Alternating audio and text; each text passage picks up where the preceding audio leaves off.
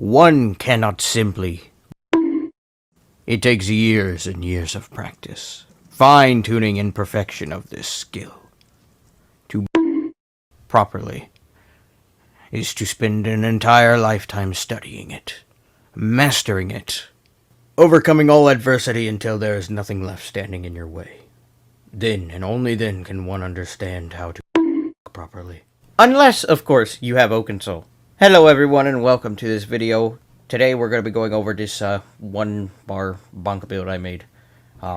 Listen, if you're not a fan of these introduction fun shenanigans that we do at the beginning of my videos, there are timestamps in the description. But having said that, let's talk. But before we do the talking, if you are going to put this build together at any point, okay, listen, you need to run the Primal Maw style, okay? It is a requirement. I'm not asking. Okay, thank you. Okay, so listen, by this point, if you haven't heard about oakensoul, then you are definitely for sure 100% living under a rock, because this mythic item is absolutely ludicrous, okay? But it is a lot of fun to mess with and make builds with, and this, hopefully, is my last oakensoul build, because I pray that they nerf this mythic item. It's ridiculous. But anyways, for the approachability of this rating build thing, listen, it is a 5 out of 5, because, well, it has oakensoul on it, and anything with oakensoul it takes no effort to play at all. But this one has a little bit of effort required to play it, but like not enough to, you know, I think what I'm trying to say is I feel like I have skill while I play this build, but that's probably just because it's oakensoul, you know. Anyways, despite all that, this build is a boatload of fun to play, and I highly recommend that you give it a try. If you have oakensoul, then the rest of the pieces for this build should be really easy to get, and I really recommend that you give this thing a try. It is, like, when you put it together and you start playing it for the first time, you'll be like, whoa, okay. Listen, this thing is a brawler, so that means you can be up in people's face and just bonk them in the face with your big old club. That is why you must have the Primal Maw style, okay? This is why it's not an argument. It's not an argument. It's a fact. You better have it on, or else, okay? Or else. Yeah, that's right. Yeah, that's right. Listen, what I am failing to convey to you with words is that you should put this build together before ZeniMax decides to nerf oakensoul, because this build is so much fun, I don't want anyone to miss out on an opportunity to play it. I am officially a bonk build main, and I have a montage for you guys. Keep in mind, this montage is to showcase the power of the build, so I hope you guys enjoy it.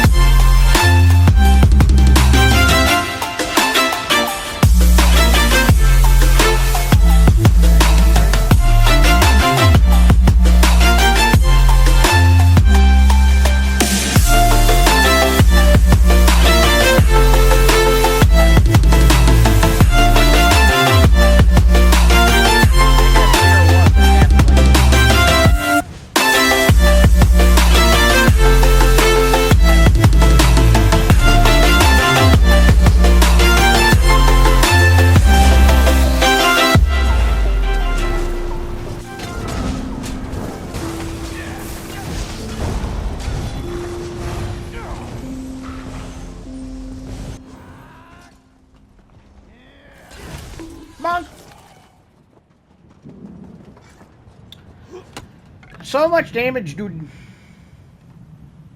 You know, here's the thing. Nothing is wrong with this build. The only thing that makes this build broken is the fact that oakensoul exists. And that's about it. That's the only reason this build is as powerful as it is, because oakensoul exists. Nerf oakensoul, you nerf this build. Simple as that, Zenimax. Simple as that. You don't want me walking around two-tapping people with uppercut? Nerf oakensoul, please.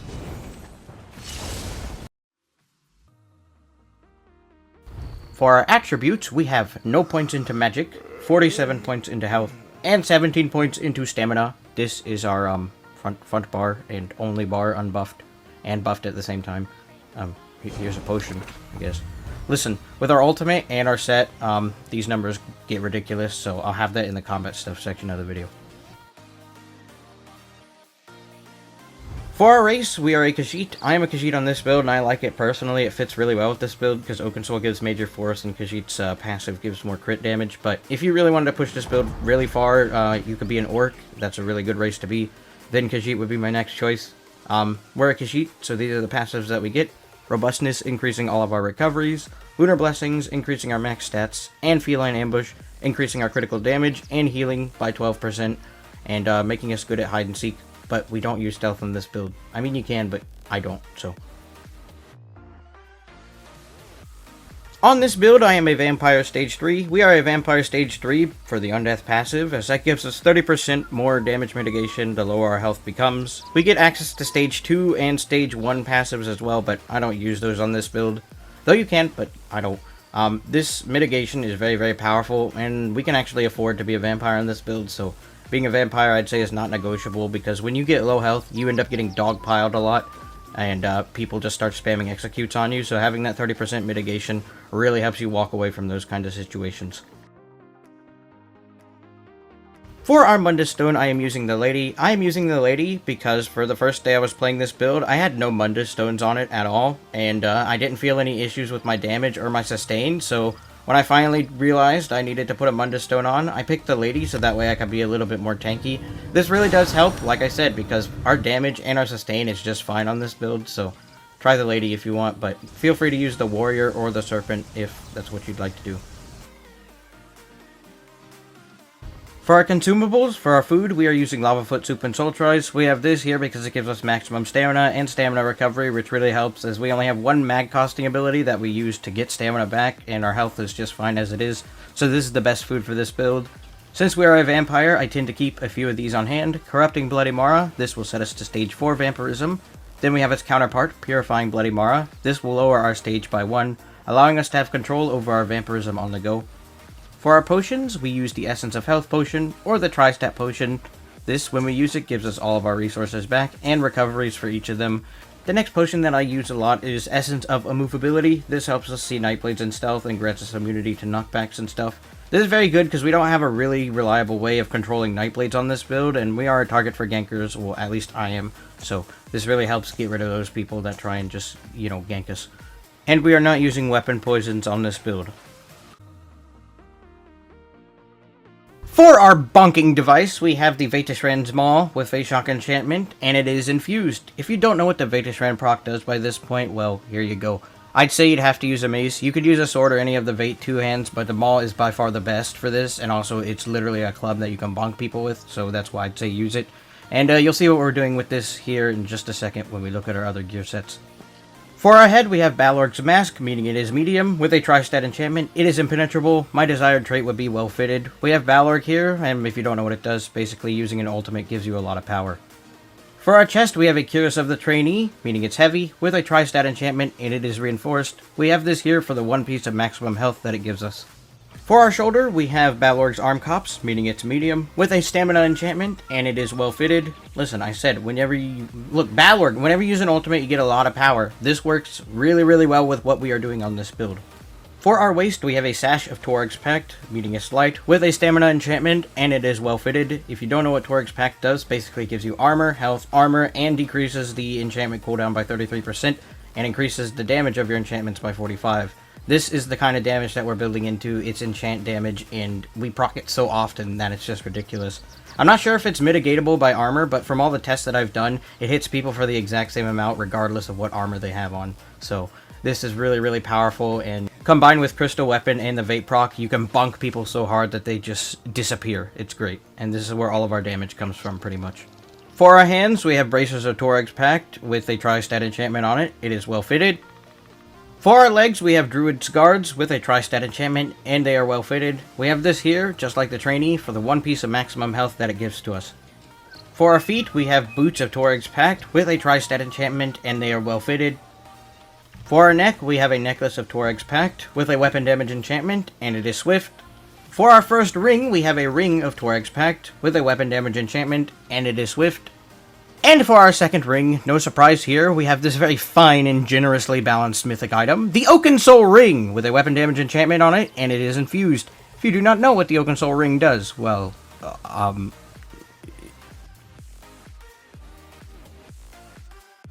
For the first ability on our Oaken bar, we have Dizzying Swing. Basically, you uppercut somebody and you set them off balance. If they can't be set off balance, they're snared. I know this ability has fallen out of favor with a lot of people because of bad performance, but when it hits, and it hits really, really, really hard. And it's a great combo setting skill when you can get it to work. If you have not used this ability in a while, I don't blame you. It is super clunky, but I cannot imagine this build without this ability on the bar. It is just too good to not use on this build, because when you do land it, it crushes people. For our next ability, we have Dark Deal. This is here as we have no other magic costing abilities on this build, so we can take the magic that we do not use and convert it into health and stamina. This is a very good sustain skill, and this is why we don't really need to build for sustain on this build, because of this ability alone. For our next skill, we have Resolving Vigor. This is a heal over time. We cast this whenever we need to negate some damage through healing, and this just really helps us survive a lot longer on this build. For our next ability, we have Crystal Weapon. This, whenever we use it, imbues our next 2 light and heavy attacks with a lot of extra damage, okay? Combine this with Torag's Pact and a Vape proc plus Dizzying Swing, you can just 2-tap people and you don't even need stealth to do it.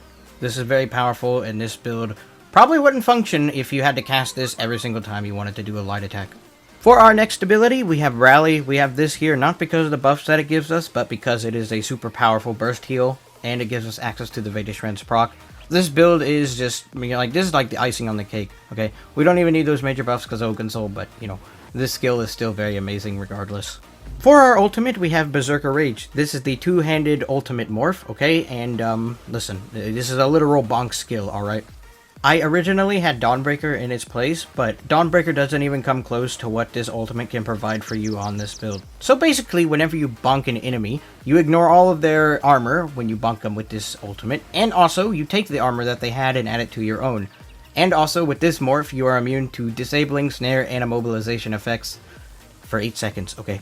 And this, combined with Balorg's, allows you to go extremely offensive for those 8 seconds, and you can put in a lot of work during those 8 seconds. We get this ultimate back really quickly because of the major heroism, and if you have not given this ultimate a try, well, give it a try. On this build, it is perfect. And this should go without saying, but make sure you fill out all of your passives, and check to make sure your passives are filled out. For our champion points in the roleplayer tree, we have Master Gatherer, Plentiful Harvest, Gifted Rider, and Steed's Blessing. For the sweaty tree, we have Fighting Finesse, Master at Arms, Deadly Aim, and Untamed Aggression. If you want, you can drop Deadly Aim for Occult Overload. This is a very powerful slottable now, but listen, honestly, I don't know why I don't have a slotter. Listen. For the potato tree, we have Celerity, Survival Instincts, Sustained by Suffering, and Slippery. You could drop Slippery for Pain's Refuge if you want, but I like Slippery because I can't CC break.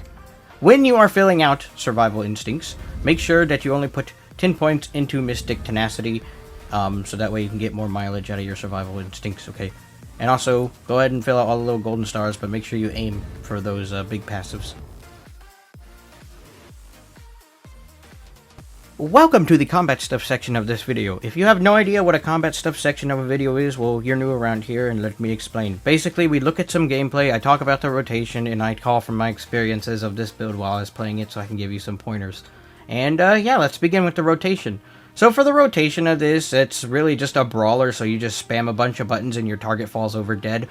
But if you're wanting to get a really big bonk combo off, so something reliable, this is what I do when I'm setting up for a big fat bonk on somebody. But before we do that, though, I reckon we should talk about one mechanic that I feel needs to be addressed, so that way you're not confused when I talk about it. It's called medium weaving. Basically, our main skill, dizzying swing, right? The big combo setting skill. When we uppercut somebody, it'll set them off balance, and they'll have little swirls above their head. While there are little swirls above their head, we can do a medium weave, which is where you hold the heavy attack button for like a fraction of a second, and it will stun them and knock them over. So for the rotation of this build, it is very simple because it's an oakensoul build. Basically what you do is, while you're closing the distance to your opponent, you're going to be buffing, so you're going to hit your rally, and after you hit your rally, you're going to hit your dark deal, so you can start generating some stamina. Then once you get close enough to your target, you're going to hit your crystal weapon, then you're going to do a fully charged heavy attack into a dizzying swing. Once the dizzying swing has landed, what you're going to do is you're going to medium weave, and at that point, if your ultimate is ready, you're going to follow up with your ultimate. If not, you're going to follow up with another dizzying swing, and if that's not enough to kill them, you're going to recast crystal weapon, and then you're just going to repeatedly mash dizzying swing, medium weave, dizzying swing until they die, okay? Or your ultimate's ready. And it's that easy.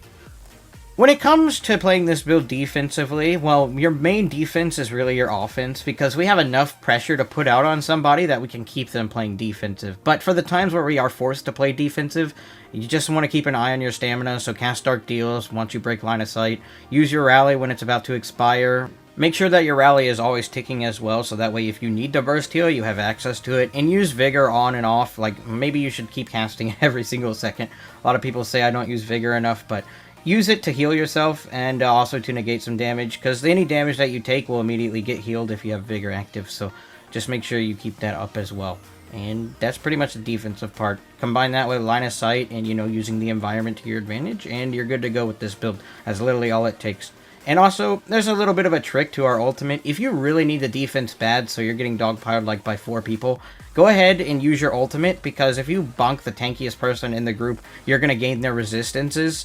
And also, the morph that we have, Berserker Rage, will grant you immunity to snares, knockbacks, and all that kind of immobilized stuff, which will allow you to kite a lot better and, you know, keep on your own defensive, so you can get into a point where you can bonk someone in the face and kill them. Or you could use that opportunity to absolutely destroy people, because once you get that resistance and you get to Balorg proc, you can go really, really offensive. And another thing with this build, make sure you play super, super aggressively with this build. Don't give people any breathing room. Continue to flood them with dizzy swings and crystal weapon light attacks and your Berserker Rage on cooldown if you can, so that way they're forced to play defensive. Because this build is weakest when it has to play defensive. If you can keep someone, you know, on their back bar or playing defensive the whole time, you have the upper hand in that moment. This build puts out a lot of unexpected burst damage, so it's fairly easy to keep someone playing defensive as long as you keep the pressure up. And that's how you survive, really. Just be very aggressive with this build and don't make stupid decisions, okay? And that's all there is to it. It's not that difficult because it's an oakensoul build. And it's very simple to play. It's a lot of fun to play too, because you get to bonk people with a massive club. And yeah, that's about it for the combat stuff section. If you're still watching the video by this point, then that means you enjoyed the video, and, well, I would ask that you please subscribe to the channel, because, one, I have a bunch of other silly little videos on my channel that you might enjoy, but second, I'm going to make more funny builds in the future, so if you want to stay up to date on any build, or you want to watch me bonk more people live, subscribe to the channel. Yes, listen. This build is a lot of fun to play, and I'd highly recommend that you put it together if you have oakensoul. And yeah, I cannot think of anything else to say at the moment, so we're going to wrap up the video now. So yeah, have a good night.